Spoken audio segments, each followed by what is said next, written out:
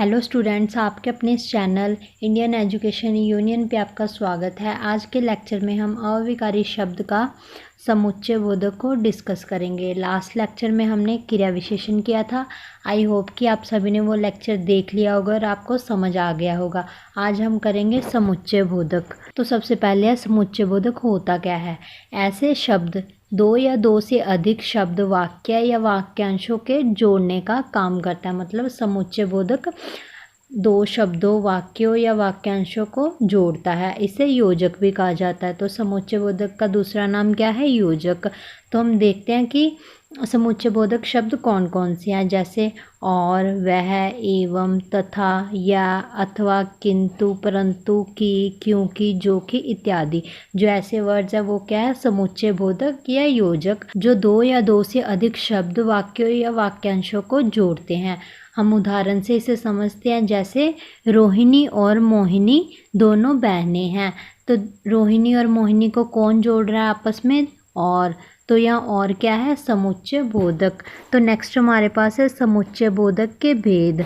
तो हमारे पास समुच्चय बोधक के दो भेद हैं। पहला है सामान्यकरण समुच्चय बोधक, दूसरा है अवैधिकरण समुच्चय बोधक। तो हम इसे एक एक करके अच्छे से डिस्कस करेंगे। सबसे पहले हमारे पास है सामान्यकरण समुच्चय बोधक किसे कहते हैं। हम इसे पढ़ते हैं। ऐसे अव्यय किसे कहते हैं? अविकारी शब्द। अविकारी शब्द का दूसरा नाम क्या है? अव्यय। ऐसे अव्यय दो या दो से अधिक समान शब्दों, वाक्यांशों तथा वाक्यों को जोड़ते हैं। जैसे राम और लक्ष्मण में बहुत स्नेह था।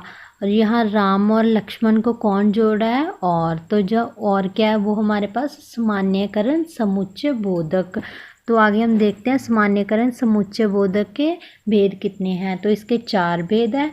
पहला है संयोजक सामान्यकरण, दूसरा है विकल्प सामान्यकरण, तीसरा है विरोधवाचक सामान्यकरण, चौथा है परिमाणवाचक सामान्यकरण।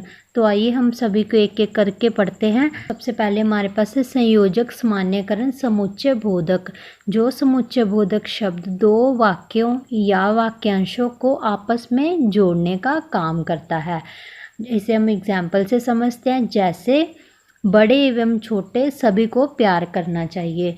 तो यहाँ बड़े और छोटों को आपस में कौन सा शब्द जोड़ रहा है? एवं। तो यहाँ एवं क्या है? संयोजक सामान्यकरण समुच्चय बोधक। नेक्स्ट है वह बाजार गया और फल लेके आया। तो ये दो वाक्यों को आपस में कौन जोड़ रहा है? पहला वह बाजार गया, दूसरा वह फल लेके आया। तो इन दोनों को कौन जोड़ रहा है? और। तो यहाँ और क्या है? संयोजक सामान्यकरण समुच्चय बोधक। अब हम नेक्स्ट देखते हैं। नेक्स्ट है हमारा विकल्प सामान्यकरण समुच्चय बोधक। जो समुच्चय बोधक शब्द वाक्य एवं वाक्यांशों के विकल्प को दर्शाता है। अब विकल्प क्या होता है? हमें कोई कार्य दिया होता है, हमें उसमें से एक को पूर्ण करना होता है। या तो कोई पहला कर लो या दूसरा कर लो। इसे हम एग्जाम्पल से समझते हैं। जैसे थोड़ा तेज चलो अन्यथा बस निकल जाएगी। तो यहाँ क्या बोल रहा है कि थोड़ा तेज चलो अन्यथा बस निकल जाएगी। या तो हमें तेज चलना होगा, तेज नहीं चले तो बस निकल जाएगी। तो इसे कौन सा शब्द जोड़ रहा है? अन्यथा। तो यहाँ अन्यथा क्या है? विकल्प सामान्यकरण समुच्चय बोधक। विकल्प को आपने ऐसे याद रखना है कि हमने कोई एक कार्य तो करना ही है।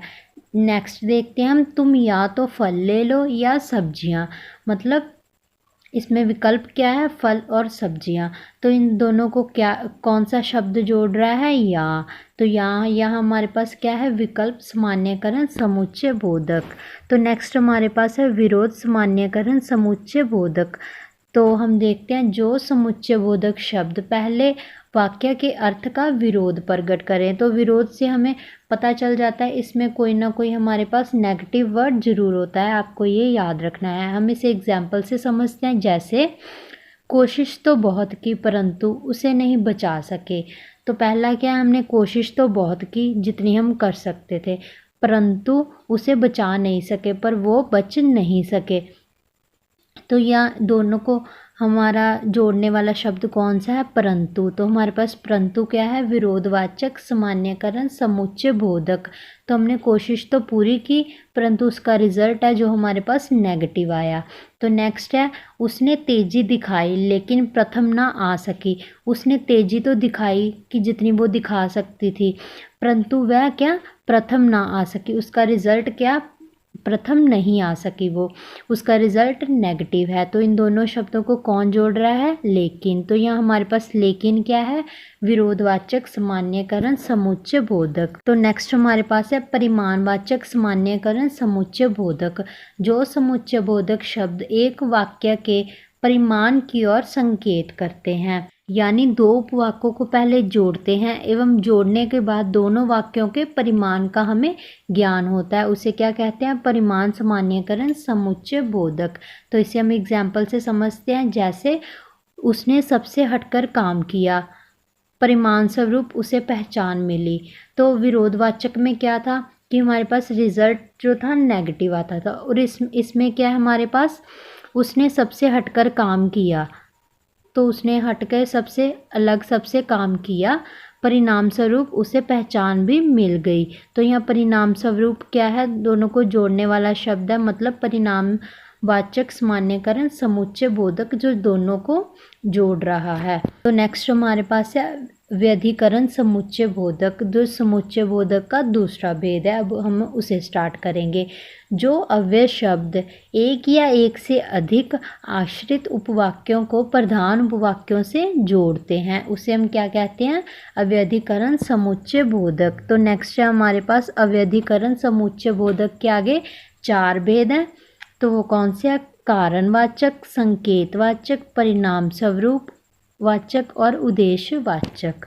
अब हम सभी को एक एक करके पढ़ेंगे। सबसे पहले हमारे पास है कारणवाचक अव्यधिकरण समुच्चय बोधक।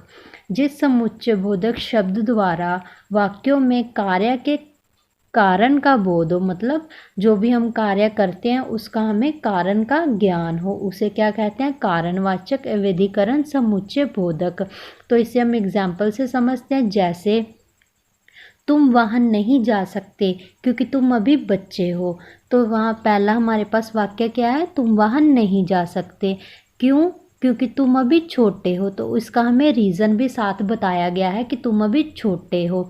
तो जो ऐसे शब्द होते हैं जिसका हमें साथ में रीज़न बताया गया हो, वो क्या होते हैं? कारणवाचक अव्यधिकरण समुच्चय बोधक। और इन दोनों को कौन जोड़ रहा है? क्योंकि।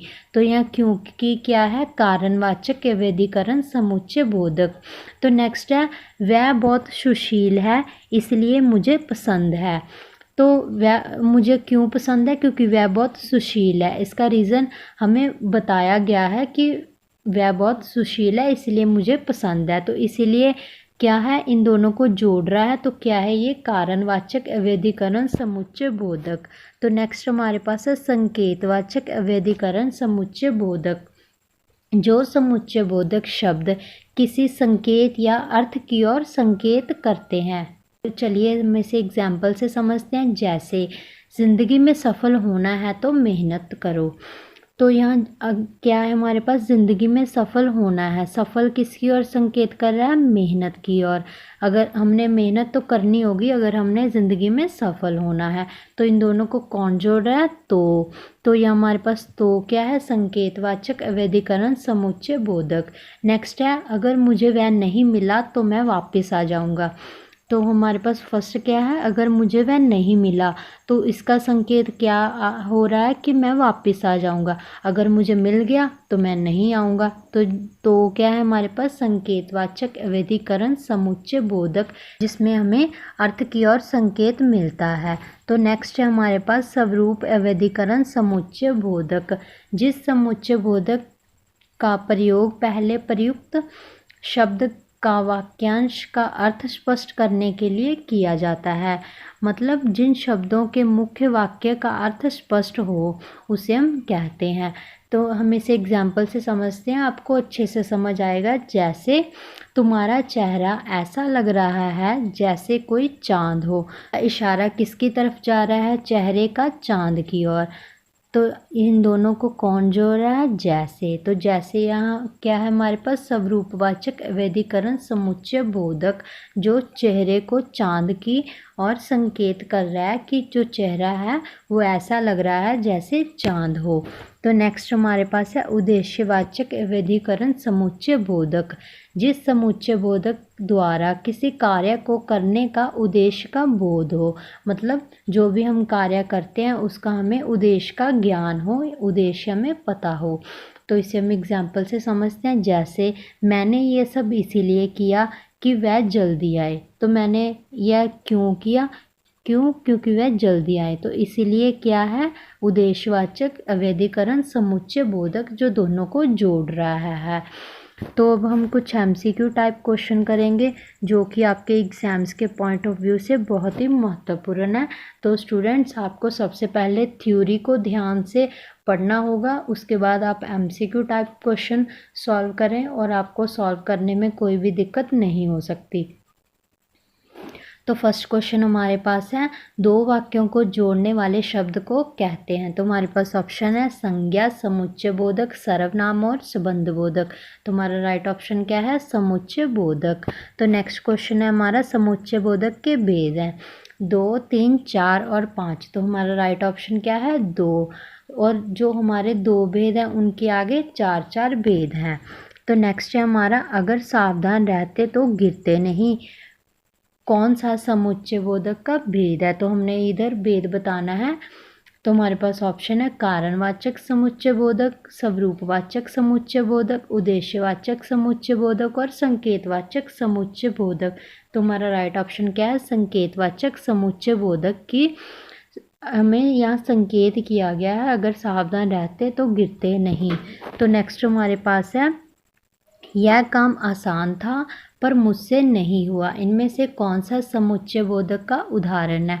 तो हमारे पास ऑप्शन है विरोधवाचक, संयोगवाचक, विकल्पवाचक और कारणवाचक। राइट ऑप्शन क्या है? विरोधवाचक, कि ये काम आसान था पर मुझसे नहीं हुआ। विरोधवाचक की पहचान क्या थी? कि इसमें कोई ना कोई जो नेगेटिव वर्ड है, जो नेगेटिव रिजल्ट है वो आता था। इसमें क्या है कि काम तो आसान था पर मुझसे नहीं हुआ। तो ये क्या है? विरोधवाचक समुच्चय बोधक। तो नेक्स्ट हमारे पास है, तुम काम कर सकते हो या पढ़ाई, कौन सा समुच्चय बोधक का उदाहरण है? तो हमारे पास ऑप्शन है विरोधवाचक, संयोगवाचक, विकल्पवाचक और उद्देश्यवाचक। तो हमारा और राइट ऑप्शन क्या है? विकल्पवाचक। तो विकल्प क्या था? कि हमने कोई ना कोई एक काम तो करना ही था, या पहला कर लो या दूसरा कर लो।